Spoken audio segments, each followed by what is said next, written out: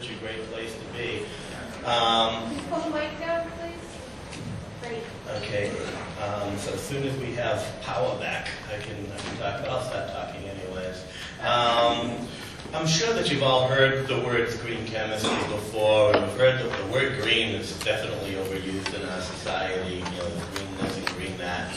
People have an interesting reaction to chemistry. It's funny. If I'm at some kind of a party or some organization, someone says, "What do you do?" And I say, "I'm a chemist." It's usually a conversation stopper. You hear the record scratch, the music stop. Because of dead silence, they look at their shoes and they go, "Oh my God, I hated chemistry in high school." You know, and if you think about it, the interesting reaction, when people do that in society, when we do have this application of any relationship to chemistry, and at the same time we start to talk about chemicals in the environment and in human health, there's a huge disconnect. How can we expect society to have the right relationship if they completely abdicate any relationship to the field in the first place? And here is the god-awful truth. Chemistry is no more difficult than any other subjects in high school. It's just most poorly taught. And that hinges on just so much of what happens later in life, because people just have this aversion to chemistry because they had that bad experience.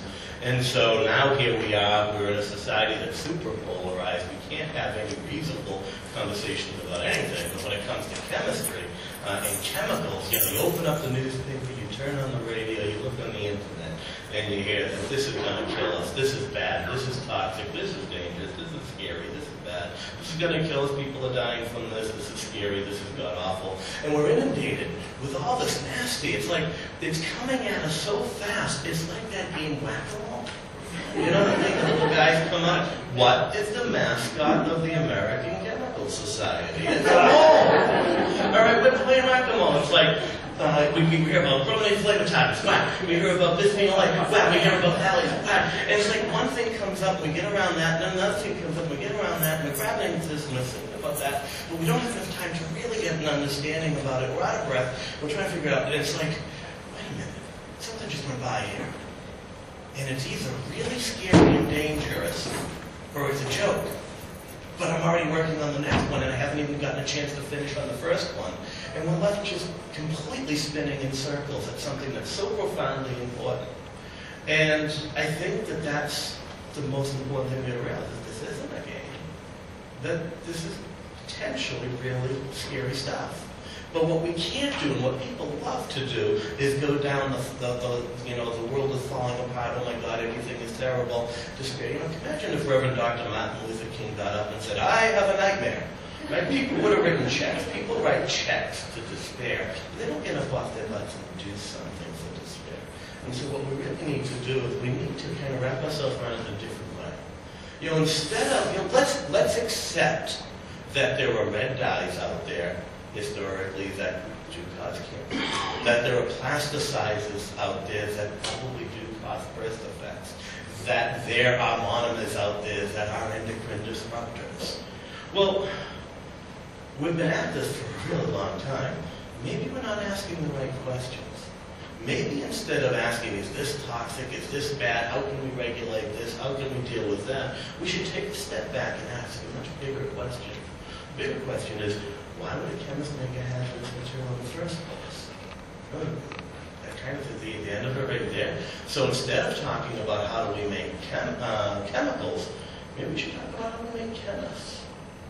All right? And so if we could get chemists to make safe materials, this kind of goes away. And shouldn't we be scratching our heads and asking ourselves, why would someone make something that has? So I'm certainly no historian. I don't have a degree in sociology or the history of chemistry. I'm a chemist. You know, I started life actually, you know, at UMass Boston, working full-time in construction, and got my bachelor's degree in chemistry. And then I went to Princeton, and I worked in an anti-cancer research program, got a ton of different papers on this drug called Alimta. It's one of the most popular anti-cancer drugs for solid tumors. Now Princeton built a 7-story chemistry building just based on the proceeds of this one drug. Then I worked at Polaroid for about 10 years. And at Polaroid, I was in exploratory research with this guy named Lloyd Taylor. While I was at Polaroid, I had something of an epiphany. And we've always heard about this before, that, human chemistry, manufacturing, we heat things under high temperature. We put things under high pressure. We use these harsh reagents to make things happen. And yet nature, if you think about it, outperforms us hands down in structural diversity and things like that, but does it at room temperature, room pressure, using water for the most part of the solvent. And so people just usually stop at that. I took a step and I said, why? Why is it that nature can do things at room temperature? People go, oh, well, it's really slow. Well, actually, I just thought it's really slow. I said it's really slow. It's pretty fast for me to get a neuron to my lips to have words going on. Nature is actually pretty fast. So it's not that. What is it? And then this is when the epiphany happened. I came up with this concept. A thermometer is a molecular speedometer. What I mean by that is what we learn in chemistry is that molecules have unique geometries. And when they bang into each other under 360 degrees of space, only one precise trajectory promotes a reaction. And everything else just bang off of each other. So statistically, the chance of something happening that we want is pretty slim. So what do we got to do? We got to make a lot of collisions. How do we make a lot of collisions? We crank up the heat. We put down the pressure. We use reagents to make those collisions happen so that statistically, luckily, every once in a while, what we want to have happen happens. And what I realized being a medicinal chemist is that never in nature is there a collision that causes a reaction to take place. Never. In nature, what always happens is molecules first snuggle up to each other, get assembled, and then do the chemical reaction. So they don't do both orientation and reaction in the same thing. Nature does it as a two-step process. First, it deals with the entropy and orients, and then in the second place, it does that. And so I called this non-covalent derivatization. All right, and I started to look at manufacturing processes and say, okay, there's a lot of defects here. If I have the things snuggle up next to each other first, maybe I can get rid of defects. Hey, we're using a lot of energy here. If I can create some way for them to snuggle up together. And all of a sudden, like Johnny Appleseed, I start peppering all over the Polaroid products, different things. And one of the things we came up with is, ironically, they call them Warner complexes of all things. So the photographic industry all of a sudden is talking about Warner complexes as an example of this. I am the biggest nerd, and I could talk to you for probably the next, 3 days. You'll all be falling asleep, lying on the floor, dying of hunger and thirst, and I'd still be up here talking. The license plate of my car is NCD, but I'm going to relation. So trust me, I really get into this, except when the kids want to borrow the car, then it's no can do. But now, in the last 20 years, there's been science has built up. It's now crystal engineering, crystal growth and design. There are journals and stuff about that. But at Polaroid, we had to go to large-scale manufacturing for this process. All right, and so I'm sure everyone in this room is familiar with EPA approval. You have to get what's called a low-volume exemption, a pre-manufacturing notification.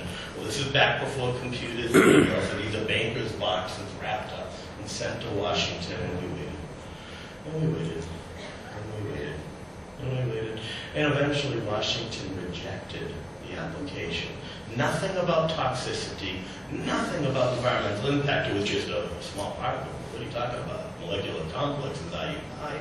They had no idea what I was talking about. So Polaroid stuck me on an airplane. First time in my life, I'm on a plane and I go to Washington, D.C., and I'm standing at the Office of the Pollution Prevention and Toxics at the EPA holding my briefcase full of overhead transparency. A little mad, a little bit scared. I'm going to see the branch chief, this guy named Paul Masters. Oh, wait a minute.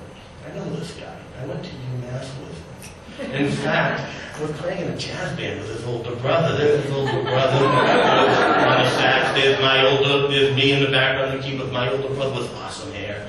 And this guy here, the guitar player. Have you ever been to Las Vegas and saw the billboards? The dude who plays Rod Stewart in Legends in Las Vegas with the guitar player just at the side. So anyway, they say to Paul, wait a minute. For the last several years, Polaroid has been manufacturing this process of the several-step synthesis, all these energies, all these technologies, all these hazardous reagents and everything.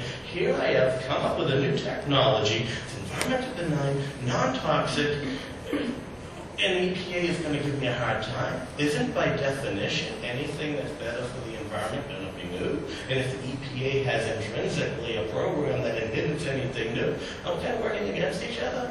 Shouldn't the EPA be promoting the design of technologies that are less toxic, less impactful on the environment, and therefore less regulated? Huh. It takes a whole sentence to say that. This is around 1990. The Pollution Prevention Act is starting to happen. People are measuring, monitoring, remediating, recycling, doing all these things to characterize pollution. Here I am, a synthetic organic chemist working in industry, and I just made something that didn't do it in the first place. What a concept. And that's when the next epiphany happened. Realized that, we in science, we love our meetings and conferences. Okay?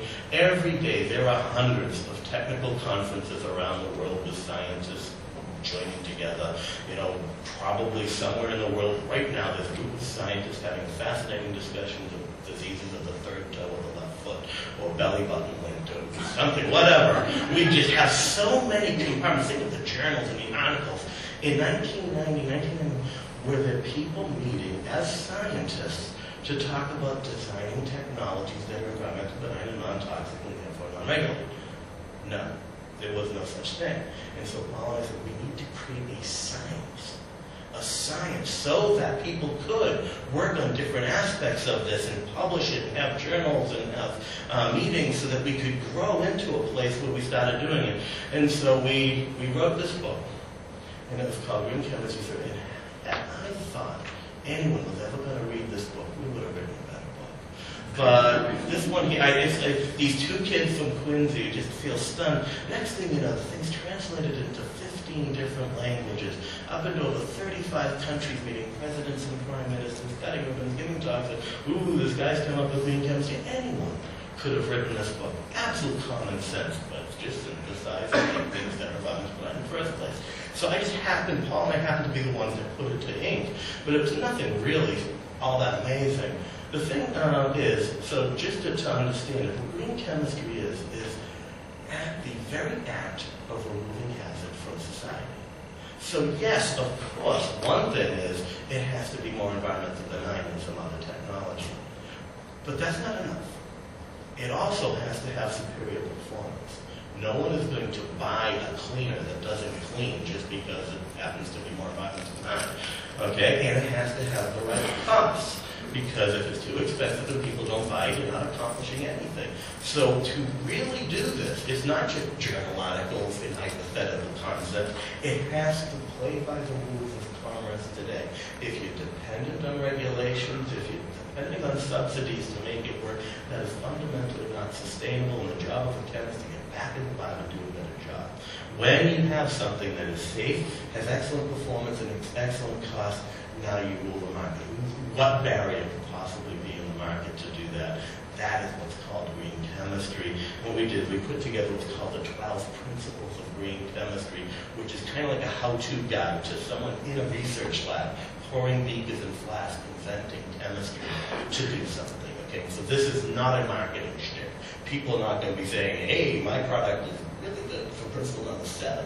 It speaks the language of chemistry and material science, not marketing. But it is an R&D tool to help make things compatible with the real world. Really kind of funny, and we started this back in the 1990-ish.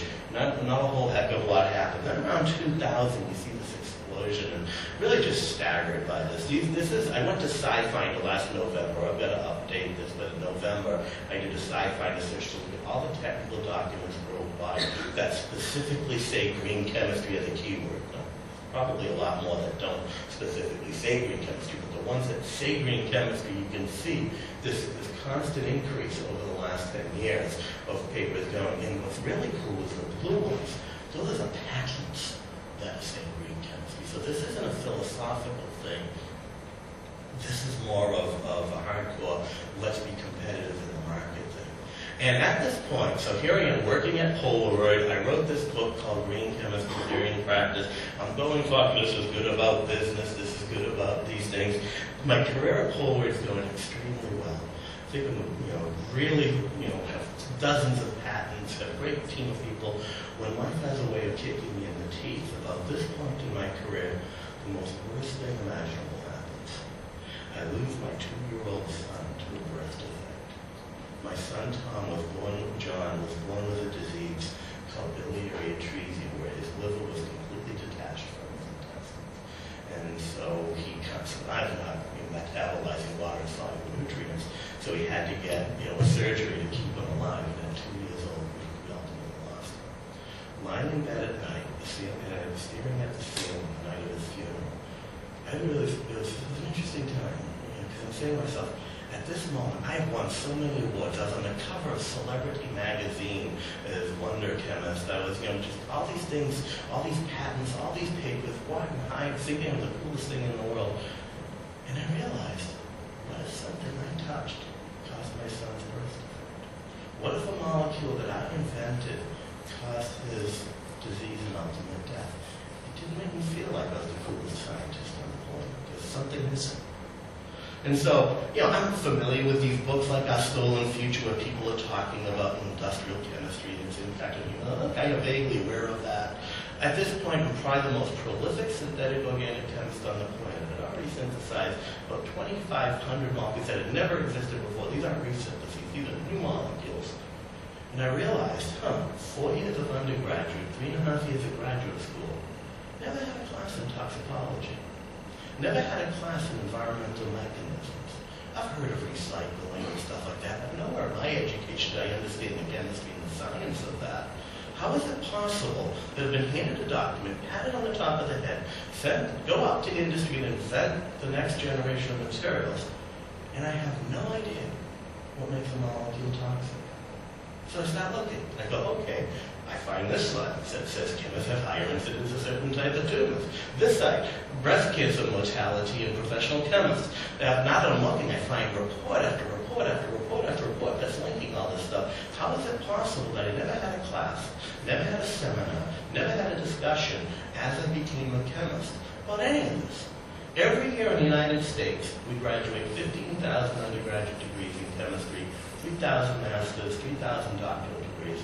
In 2004, the first time in history, we had more women become chemists than men. What could be more important to the field of chemistry than an understanding of toxicity, environmental impact, and how to look at a molecule and anticipate it, and more importantly, how to make it not do that? Now here's the shocker.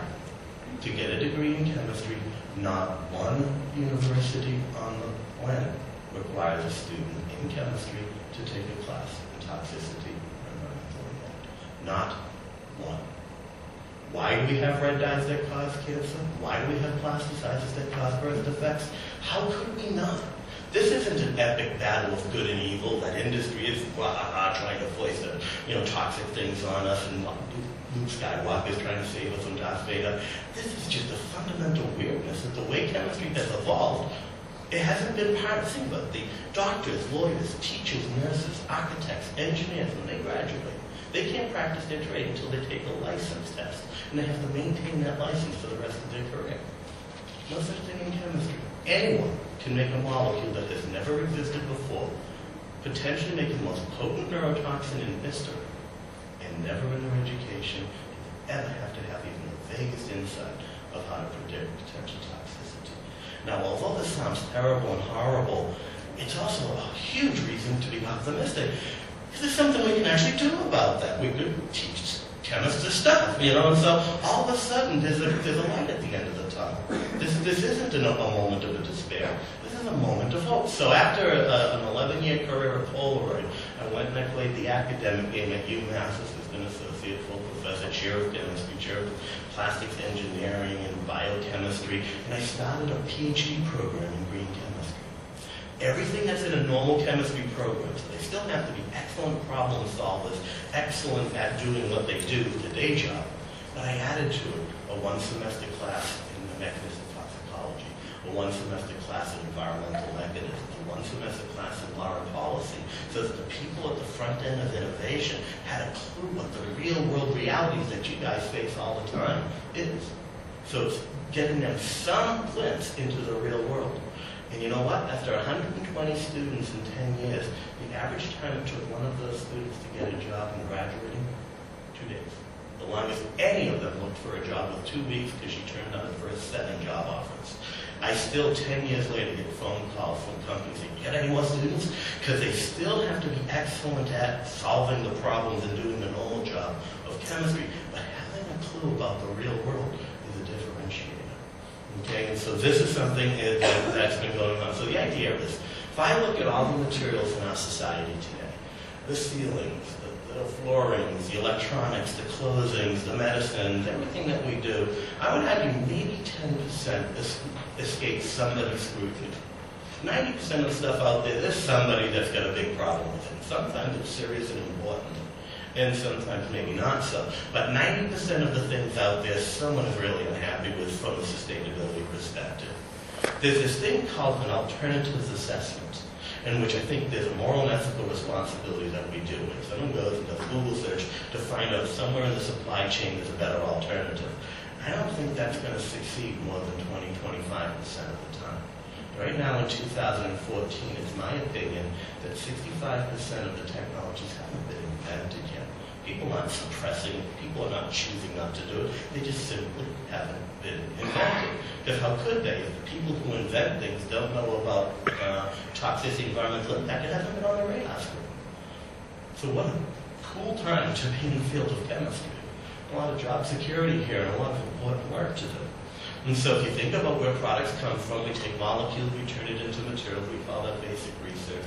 Materials get turned into components, we call that applied research. Components turn into devices, we call that development. When we make a lot of it, we call it manufacturing. Anyone in this business knows what's most important is performance, costs, the societal stuff. Hey, wasn't that my definition of green chemistry? There's nothing new here. This is the way we've been doing business. This follows the present economic model that you did build about a mousetrap and people will get you past your door. The only thing is now the new driver, one of the new drivers is the environment. We ask ourselves, where did the materials come from? At the end of its life, what happens to the product? Does it degrade into innocuous byproducts or persist? When we manufacture it, when we sell it, when we use it, who is the only one who can mitigate the implications?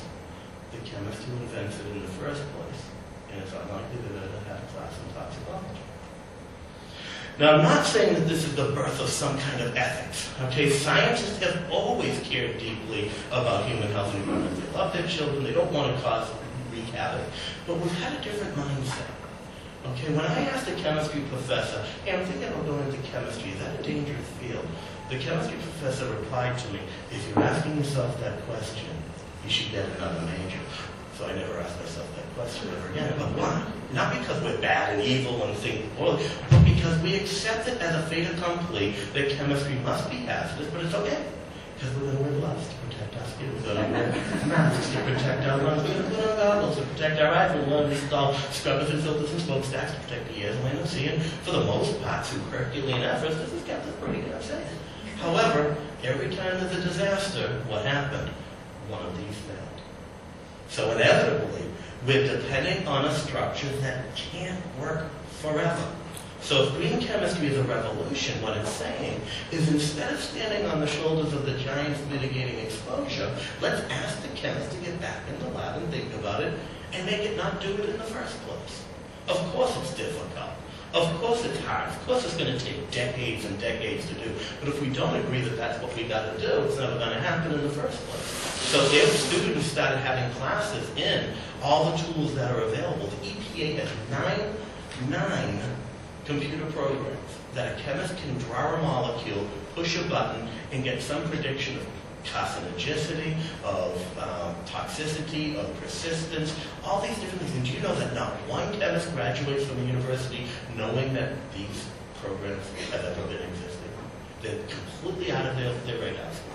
All I'm asking is to take advantage of what the field of toxicology and environmental sciences has always been doing. Just communicate a little bit. Because obviously from an industrial perspective, I'm preaching to the choir here, you get a nasty, you get a safe.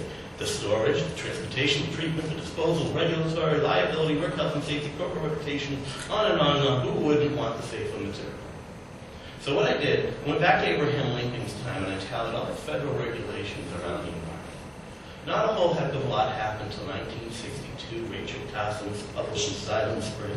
I was born, and there's an explosion in environmental regulations. These 3, 4, 5-letter acronyms, a piece of federal legislation saying if you're working with this, that, or the other thing, you'll make sure it's not getting into the land areas. You know, I'm just a simple chemist. I'm not a mathematician or a statistician. But if I stare at this long enough, I start to see a trend.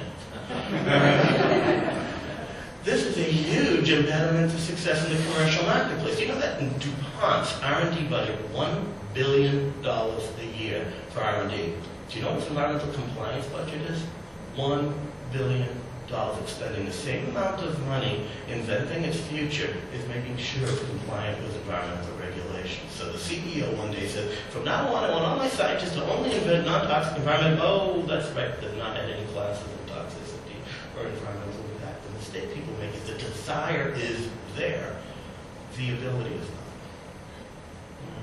And so the way I look at it, my dad was an electrician, my poor mother, our house was filled with toolboxes. Even the silverware in the kitchen, we had rods for forks, knives, and spoons. The chemical enterprises has a similar thing.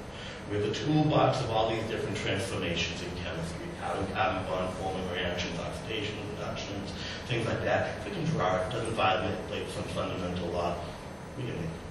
However, if we imagine a green chemistry toolbox with the same transformation exists, but it's non-toxic, environmental benign, compliant with regulation.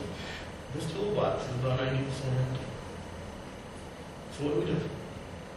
I believe that an individual, a company, a developing country will open the green chemistry toolbox first. It just makes smart business sense. But 90% of the time, that draw's going to be empty. And here's what people don't understand. They can't stop everything. Let's invent a technology.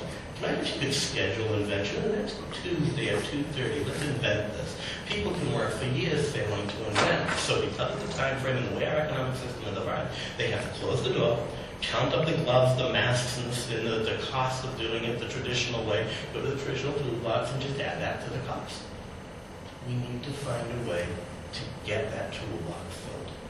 It has to be universities and government programs and things like that. Can you imagine? We spent $11 billion in nanotech. You can't name one university in the country that doesn't have a nano center or a nano something. That isn't because people woke up one day and said, wow, I love nanotech, I want to do it. Scientists are attracted to that which there is funding. If we can have some kind of funding for green chemistry, and every university have that, we could change the picture immediately. But, you know, so one of the champions, there was a bill in Congress for years from Olympia Snow that was a Green Chemistry Research and Development Act that she sponsored for several years. It just never went through, nothing ever goes through. But it was a hope, okay? So in 2007, I jumped ship. Here it is. I got the award called the country's #1 science professor. Spent a whole half an hour in the Oval Office with the president, and the next day I quit. And I started a for-profit company to just invent technologies. All right, and man, it's just a dream come true. I pinch myself every day. I met Jim Babcock, and he and I came up with this idea to just show the world how to truly invent. So it is the Taj Mahal of research. I got to tell you, it's 42,000 square feet with a piece of every instrument ever known that I've ever touched in my 50 years. And we just go and do crazy stuff. But what's most important is the scientists that are working. About 36 people working there. We've got about 500 provisional patents over the last 5 or 6 years. We've got 12 products on the market. We've got pharmaceuticals, chemicals, sciences, and things like that. And that's the way we have to go. We have to rethink the way we make materials. Okay? And so we have to have a different approach. Now, I've consumed my time, so I won't go on, but we have a discussion after lunch. I'll talk a little bit about some of these examples. I want to leave you with the final thing, is that we started the Warner Babcock Institute for Green Chemistry, but we also started Beyond the Nine, which is a non-profit organization for K-12 education and university. And we have what's called the Green Chemistry Commitment. And the Green Chemistry Commitment is asking university chemistry departments to sign on say that they are going to, because if no one's ever taken these classes, who can teach these classes? That's the catch-22.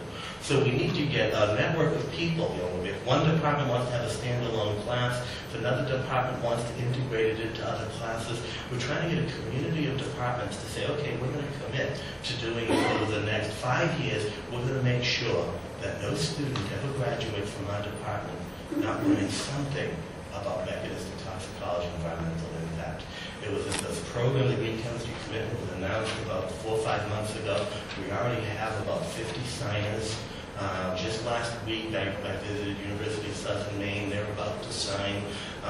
This is the way to change the world. Okay? If we can get every chemist someday, people call me and say, John, what technology needs to be greened up? Should we work on solvents? Should we work on polymers? Should we work on catalysts? Should we work on what? I say, if we green up the way chemists work in chemistry, we get them on. Thank you.